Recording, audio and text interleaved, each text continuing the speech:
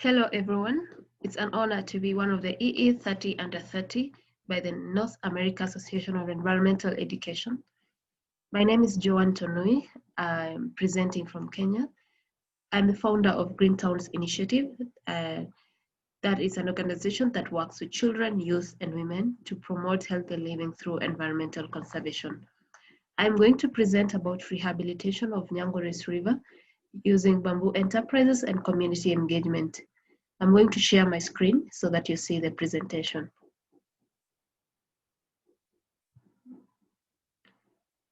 Rehabilitation of Nyangores River. Nyangores River is a river that is located in the Rift Valley in Kenya that serves about 280,000 people and covers an area of about 318 kilometers square.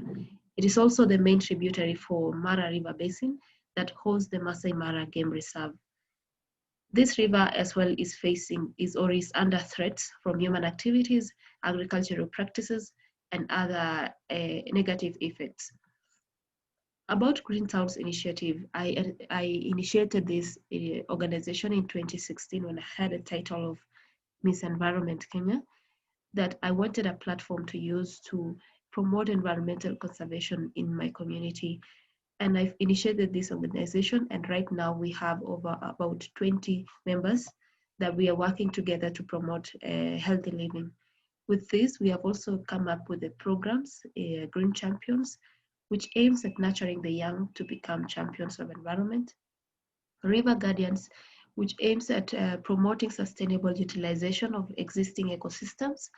And lastly, green spaces in towns that promotes plantation and growing of trees in urban areas to promote fresh air and clean surrounding in urban areas. Basically, this presentation is all about what River Guardians program does. We aim at conserving rivers through promoting healthy and sustainable livelihoods, through approaching young people, who we call them in this program River Guardians. We approach a community and we recruit the young people that live along the river, and in every kilometer of a stretch of a river, we recruit over 10 young people, and they form a group which we call it River Guardians Group. And this group we use this group to enable to plant the trees along the riverbank, and in this case, bamboo trees along the riverbanks. And this group will be participating in taking care and planting, and also they benefit from other economic impacts and economic benefits that we introduce along the riverbanks. The objective is to enhance sustainable practices in the management of natural resources and identify alternative at a local level, as well as promoting consistent community-led conservation of water resources. What is the problem that the river is facing? As you can see, there are many people who are washing cars and motor vehicles, and all this dirt and greases and oil drains to the river. And in few meters, there are children who are collecting water, and that water is used for household purpose. And there are also cattle getting water from the same river. There is also pollution from washing clothes, that people wash clothes and the dirty water drain directly to the river.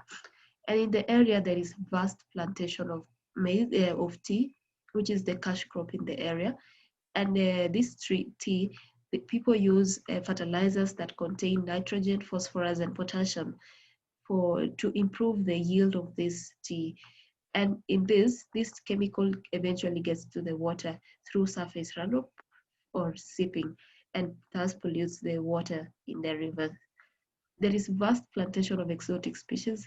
These exotic species is particularly eucalyptus, which has been grown in many rivers in Kenya, and is continually affecting and destroying rivers through increasing rate of erosion at the riverbanks, and also taking up much water as compared to the water that is giving back to the atmosphere. These species, many people are planting because of its economic importance that you can see on the picture, that people are cutting it and forming it into blocks like this, and they sell it to tea factories. Some take it to school in exchange of school fees.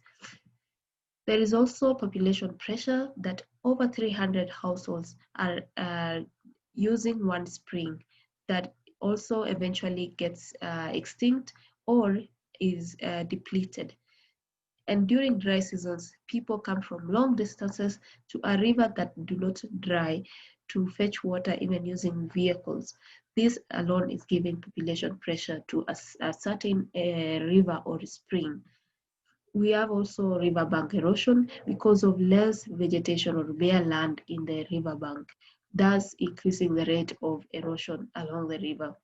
What are the proposed solutions?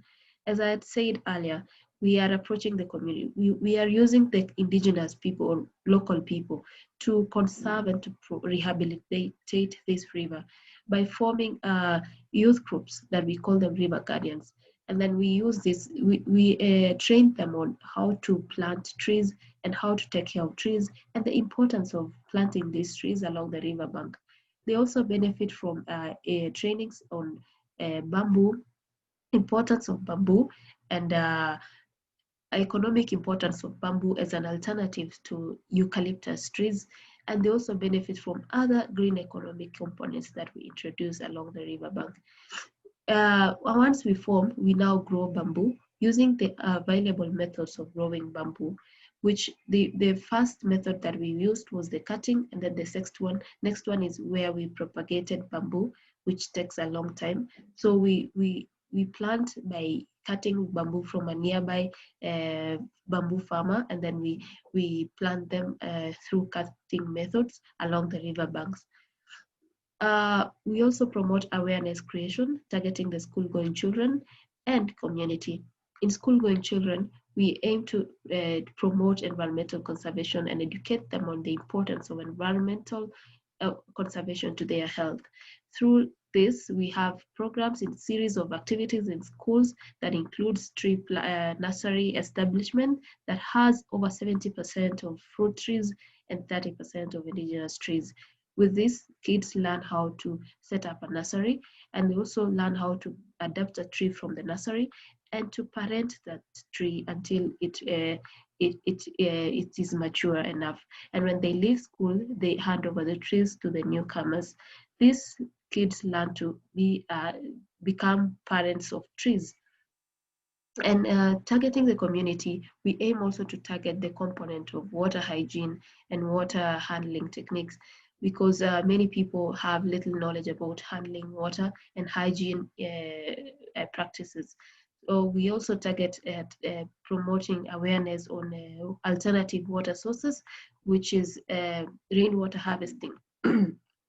We find that the most available sources of water harvesting are expensive. So we are trying to introduce other and explore other methods of water harvesting, which involves groundwater harvesting, where you dig a hole and use a semi-permeable material. And we promote, this is one of the cheapest way for harvesting water, which also reduces the pressure that is given to the springs. What do we target? We target to plant 10,000 bamboo seedlings in 10 selected springs at the upstream of this river by 2022. We also aim recruiting over 200 river guardians to the program, and we aim to reduce the eucalyptus by 20% by 2022, and also we aim to have 100 people to have adapted to bamboo enterprises. Why do we use bamboo in this? Because with bamboo, the less soil is eroded.